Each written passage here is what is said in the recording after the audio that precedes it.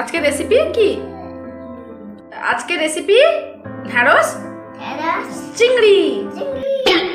তো প্রথম থেকে শেষ পর্যন্ত ভিডিওটা বন্ধুদেরকে দেখতে হবে।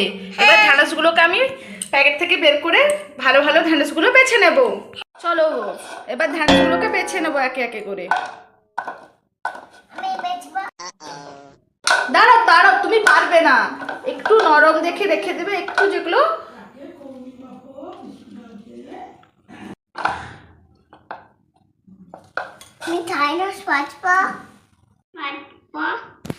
ঢ্যাঁড়সগুলো সব বাছা হয়ে গেছে। দেখো তোমরা সব ঢ্যাঁড়সগুলোকে বেছে দিয়েছি।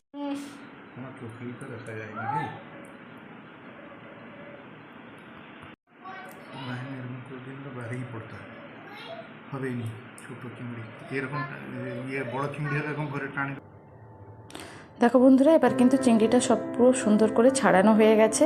এবার চিংড়িটাকে কিন্তু জলে পরিষ্কার করে আমি ধুয়ে নিয়েছি। এবার তোমাদেরকে দেখিয়ে দিচ্ছি কী কী মশলা লাগছে। হলুদ, নুন দিয়ে ভালো করে এই চিংড়ি মাছগুলোকে ম্যারিনেট করে কিছুক্ষণের জন্য রাখবো। যেহেতু রান্নাটা একটু পরে করব, চিংড়িটাকে ভালো করে যদি হলুদ দিয়ে ম্যারিনেট করে রাখা হয় তাহলে চিংড়ির যে নষ্ট হয়ে যাওয়ার ব্যাপারটা অনেকটা কমেই যাবে। এরপরে কি করছি, গ্যাসটাকে জ্বালিয়ে দিচ্ছি। এরপরে কড়াই বসিয়ে চিংড়ি মাছগুলোকে একটু হালকা করে তেল দিয়ে ভেজে নেব। তাতে কি হবে, যে চিংড়ি যেহেতু আমার এখানে ফ্রিজ নেই, তাহলে চিংড়িটাকে সংরক্ষণ করতে কিছুক্ষণের জন্য রাখতে আমার খুব অসুবিধে হবে না। দেখো বন্ধুরা, কড়াইতে ভালো করে তেল দিয়ে দিলাম। তেল দিয়ে এখানে চিংড়ি মাছটাকে সুন্দর করে এদিক থেকে ওদিক ভালো করে একটু ভেজে নেব। খুব বেশি লাল লাল করে ভাজবো না, আবার একেবারে কম করেও ভাজবো না, যাতে চিংড়িটা একটু লালচে হয়ে যায় আর চিংড়ির ভেতর থেকে অনেকটা পরিমাণ জল বাইরে বেরিয়ে আসে। আজকের রেসিপিটা যদি তোমাদের ভালো লাগে অবশ্যই লাইক কমেন্ট করবে। আর যারা এখনও পর্যন্ত চ্যানেলটা সাবস্ক্রাইব করোনি তারা কিন্তু অবশ্যই চ্যানেলটা সাবস্ক্রাইব করবে।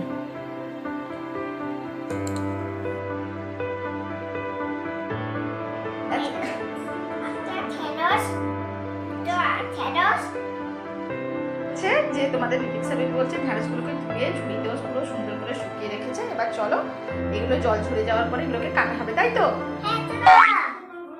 দেখো বন্ধুরা, মাম্মাম কিন্তু পড়তে বসে গেছে। মাম্মাম এখন পড়াশোনা করবে তো? বন্ধুদেরকে হাই বলে দাও। চলো আজকে ডিম ভাজা, তারপরে আমরা ঢ্যাঁড়স আলুর তরকারি বসাতে যাবো, তাই তো? চলো। মাম্মাম বসে গেছে একেবারে সবজি কেটে রেডি করার জন্য, সঙ্গে মশলাও তৈরি করে নেবো আমরা এখানে। দেখো এখানে আমি কিন্তু ঢ্যাঁড়সটাকে ধুয়ে আগে থেকে রেখে দিয়েছিলাম, সেটা তোমাদেরকে দেখিয়েছি। এবার কিন্তু আলু কেটে নেবো, লঙ্কা পেঁয়াজ সব কিছুই কেটে নেবো। চলো ঠিক আছে, এবার আমরা সব সবজিগুলো কেটে নেবো, তাই তো মাম্মা? রস বের করবে, কিসে ঢ্যাঁড়স কাটা হবে? কি নিয়েছি মাম্মা? অনিয়ন। আচ্ছা, মানে পেঁয়াজ। জিঞ্জার। এটা কি? আচ্ছা, রসুন বা গার্লিক। এটা হচ্ছে লঙ্কা, এটা হচ্ছে টমেটো। চলো এগুলোকে রেডি করে নিই। ছাড়িয়ে নাও সবজিগুলো, একের পর এক দিয়ে দেবো। দাও মামাম, পেঁয়াজগুলো দিয়ে দাও। তুমি দিয়ে দিলাম, মামাম পেঁয়াজগুলো দিয়ে দিচ্ছে। দাও, দিয়ে দাও। আদাটা দিয়ে দিলাম, এরপরে টমেটোটা দিয়ে দিলাম। এগুলোকে ভালো করে সুন্দর টমেটোটাকে একটু চিপে মামাম চেটে নিচ্ছি। একটা একটা করে সব মশলা জল থেকে ধুয়ে তুলে আনলাম। মামামও একটু হেল্প করে দিল আমাকে। আদা রসুনকে একসঙ্গে কিন্তু একটু গার্নিশ করে নিয়েছি। তারপরে দেখো পেঁয়াজ কাটা হয়ে গেছে, কেটেছি একেবারে, মানে একটু মোটা মোটা সাইজের কাটা হয়েছে। বাটিতে তুলুন মামাম, বাটি দাও। বাটি দাও, দুটো বাটি দিয়ে দাও, একটা দাও। এই বাটিতে লঙ্কাগুলোকে তুলে নিচ্ছি। মামাম পেঁয়াজে হাত দিও না, না পেঁয়াজ ওখানে তুলবো, ওই বাটিটাতে তুমি পেঁয়াজ তুলো। মা এই বাটিটাতে তুমি পেঁয়াজ তুলো। মামাম পেঁয়াজগুলো তুলে নিচ্ছে ওই বাটিতে। তারপর বন্ধুরা দুটো আলু নিয়ে নিয়েছি। এবার এটা যেগুলোকে ভালো করে ছুলে নিব।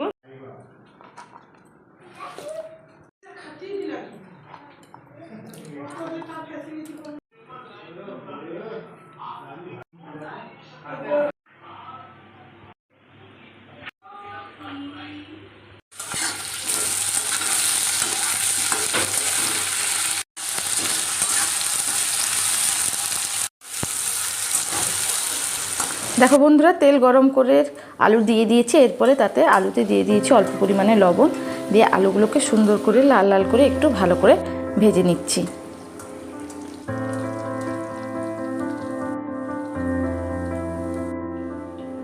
দেখো বন্ধুরা, আলু ভাজা হয়ে গেছে। এবার সেই আলু ভাজা এক সাইড করে দিয়েছি, তাতে দিয়ে দিয়েছিলাম ঢ্যাঁড়সগুলোকে ভাজছি, তারা কিন্তু আলুগুলোকে আমরা তুলে নিয়েছি, দেখিয়ে দিচ্ছি। এরপরে আর ঢ্যাঁড়সে দিয়ে দেবো অল্প পরিমাণে লবণটা দিয়ে দিলে কিন্তু ঢ্যাঁড়সটা তাড়াতাড়ি নরম হয়ে যাবে, তার জন্য প্রথমে লবণ দেবে না, ঢ্যাঁড়সটাকে প্রথমে একটু এদিক ওদিক করার পরে লবণটা দেবে। এদিকে দেখো মশলা আমার রেডি হয়ে গেছে, তোমাদের আগেই দেখেছি। তাছাড়া দিচ্ছি জিরে গুঁড়ো, লঙ্কা গুঁড়ো, এটা হচ্ছে ধনে গুঁড়ো, না এটা হচ্ছে জিরে গুঁড়ো, আগেরটা ছিল ধনে গুঁড়ো, তাছাড়া নিয়ে নিচ্ছি হলুদ গুঁড়ো।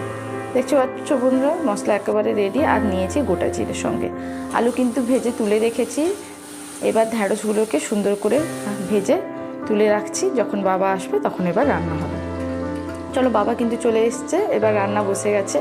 প্রথমে কিন্তু বাবা এতে দিয়ে দিল কাঁচা লঙ্কা, আদা, রসুনের যে কিমাটা বানিয়েছিলাম ওটা, তারপরে দিয়ে দিল পেঁয়াজ দেওয়ার পরে একসঙ্গে সবগুলোকে একসঙ্গে ভালো করে ফ্রাই করবে। দেখতে থাকো তোমরা কিন্তু। এদিকে ভাজা সবজিগুলো সব একেবারে সুন্দর করে কিন্তু এখানে কড়াইতে আমি সব তুলে রেখেছি। চিংড়ি মাছ যেগুলো আগে থেকে ভেজেছিলাম, আলু, ঢ্যাঁড়স সব কিছুই। এরপরে এখানে গুঁড়ো মশলাগুলো দেওয়া হচ্ছে, লঙ্কা গুঁড়ো, হলুদ গুঁড়ো, এটা লঙ্কা গুঁড়ো দেওয়া হলো, জিরে গুঁড়ো দেওয়া হলো। এরপরে একে একে কিন্তু সব মশলাগুলো দিয়ে দেওয়া হবে এতে। এবার বাবা দিচ্ছে কিন্তু হলুদ গুঁড়ো,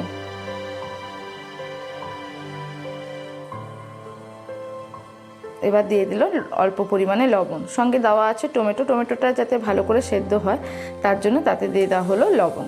এবার ভালো করে এই মশলাটাকে সুন্দর করে কিন্তু আমাদের তৈরি করতে হবে। এই সময় এতে কিছুটা দিয়ে দেওয়া হলো সবজি মশলা, তাতে কিন্তু তরকারির সেন্টটা কিন্তু খুব সুন্দর আসবে। মশলা কষে নেওয়ার পরে আগে থেকে ভেজে রাখা সবজি এবং মাছ সব কিছু কড়াইতে তুলে দেওয়া হলো। এরপরে এটাকে সুন্দর করে আমাদের নাড়াতে হবে।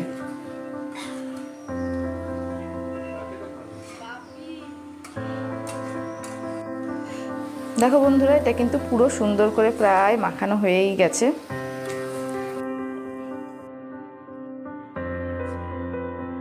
মশলা কষে এতে কিন্তু এবার জল দিয়ে দেওয়া হয়েছে। দেখো বন্ধুরা, দেখতেই পাচ্ছ। এবার এটাকে কিছুক্ষণের জন্য এটাকে সুন্দর করে ফুটতে দিতে হবে। সুন্দর করে ফুটবে ততক্ষণে আমি একটু ঢাকা দিয়ে দিই। দেখো বন্ধুরা, খুব সুন্দর করে কিন্তু ফুটে গেছে। দেখো তরকারির কালারটা কিন্তু খুব সুন্দর এসছে, তাই না? এরকম যদি একটা ঢ্যাঁড়স আলু চিংড়ির তরকারি আর সঙ্গে যদি একটু গরম ভাত থাকে, পুরো খাবারটা কিন্তু জমে যায়। আজকের রেসিপি এই পর্যন্ত, দেখা হবে অন্য কোনো দিন।